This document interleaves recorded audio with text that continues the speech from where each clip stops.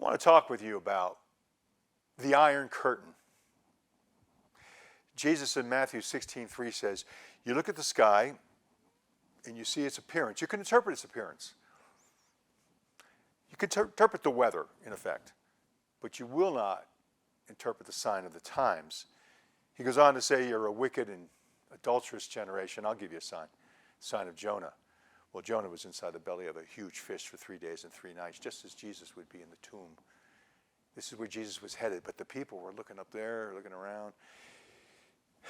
It's one thing to think at 30,000 feet, but to act at 30,000 feet, it's like your children, you look at your children at 30,000 feet, you look down at your children, well, you see them at 30,000 feet.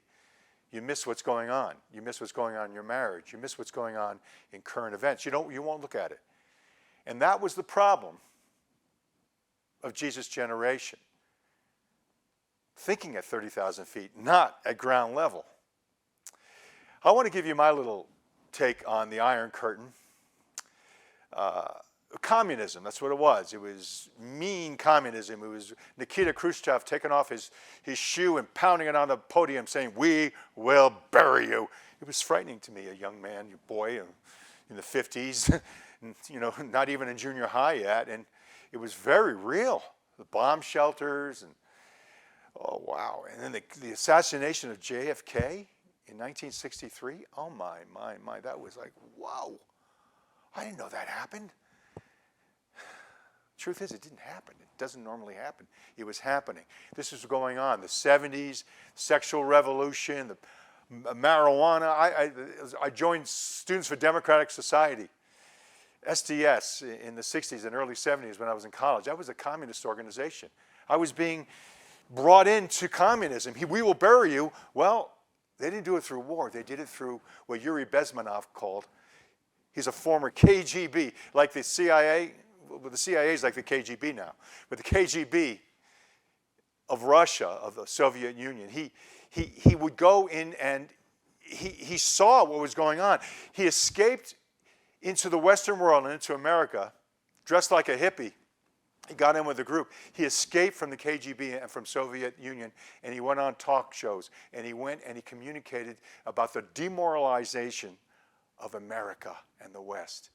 They're demoralizing you. They're bringing you into a lack of morality and infiltration of discouragement about your life, about even the American dream, which is far from perfect, but it was no longer hope. It was without hope. And we were becoming what we are today. By the 90s, I was finally starting to get it. Bill Clinton was president. We were pastoring in Southern Oregon. And I remember Rush Limbaugh, and he called it the drive-by media. So surfacey, so superficial. On the other hand, he explained the media, they were like a religious group. They were very, very self-righteous. They were very sure. It was beyond politics, is what I got out of Limbaugh in the 90s. It wasn't politics. It was a religion. Of course, now the 2000s, you can see it's all religion. People sometimes say I'm being political. I'm never political. I'm spiritual in a very politicized world. We're living in a time where, well,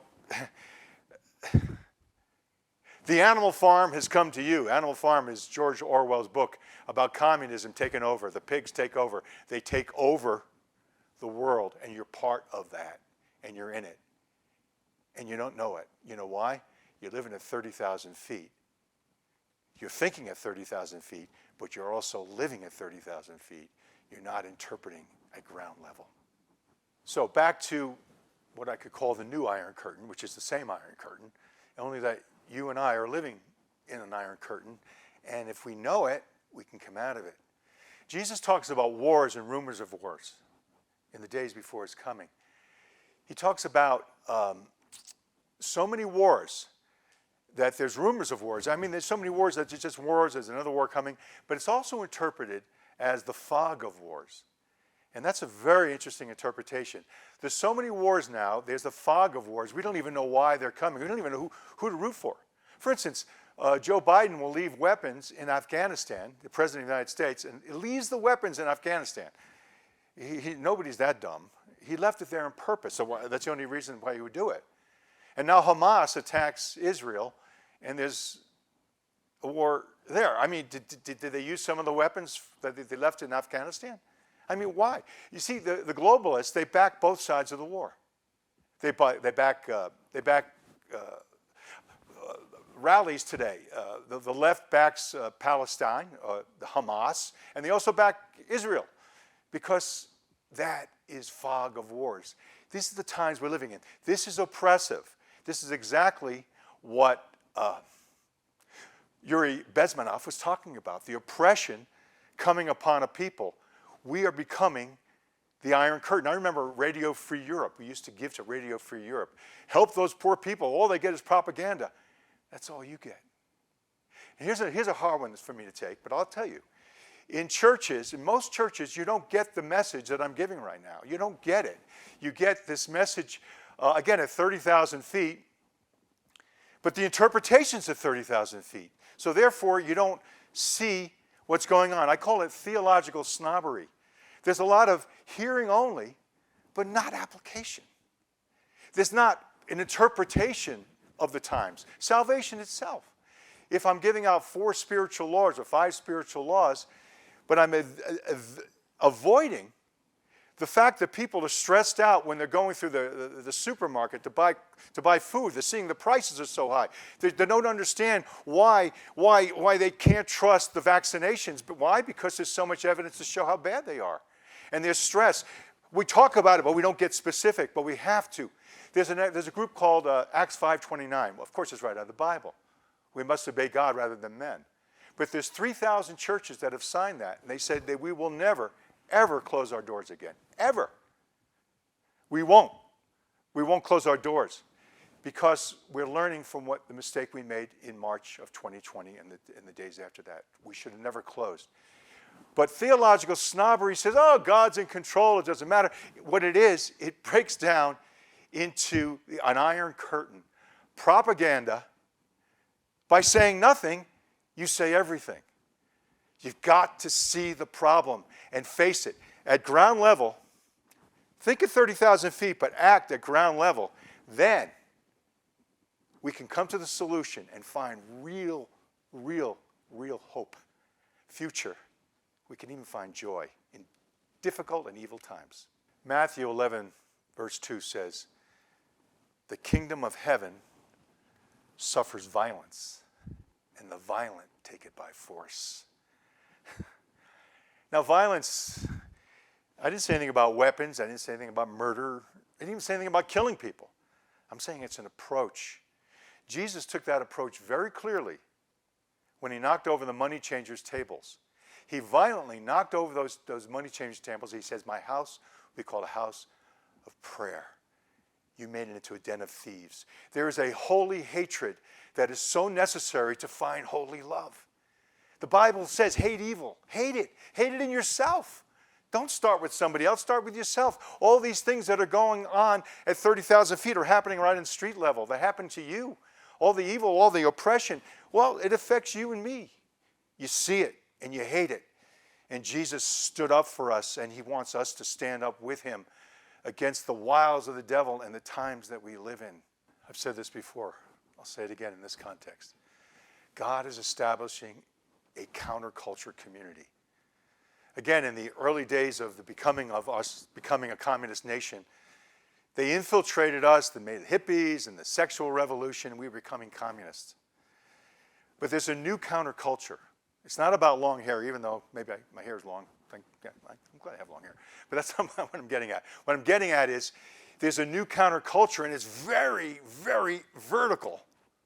And it's very, very to the right, the righteousness of God, that kind of right. And it says we are a community, and we have this. Radio Free Europe has come to us, to all people, to the believer, to the Jew, to the Gentile, to all peoples right now. We can have this, to know this love that surpasses knowledge and express it, engage and express. We're the counterculture community. Now, the Bible talks about a rapture, which is the resurrection of the just that's coming. Now, let me be clear on this. If your take on the rapture is that I don't have to deal with what's going on in the world today. You don't understand the rapture. The rapture protects you from the wrath that is to come. Revelation 3 verse 8, okay? The wrath that is to come. The wrath that is to come is happening now. And if you somehow think you escape from the wrath that's happening now for a rapture that you're going to have, consider you might miss the rapture that you're going to have because you're not dealing with what the messages of the rapture is right now. All the trends that are going to happen are happening.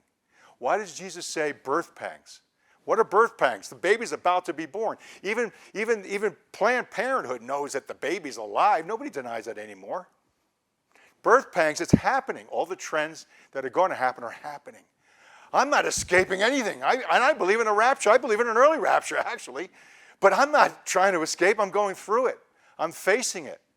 I'm facing it sometimes alone, but when I go on the air and I meet people and I share, I'm no longer alone. I get all the perk of the community that I never knew I had. It's a family I never knew I had, and you're it. We're it. We can. But we have to face it, and it takes courage, it takes humility, and it requires boldness, all together. This is our time. I'm Dennis Cole. This is Narrowgate News, and thank you very much for watching.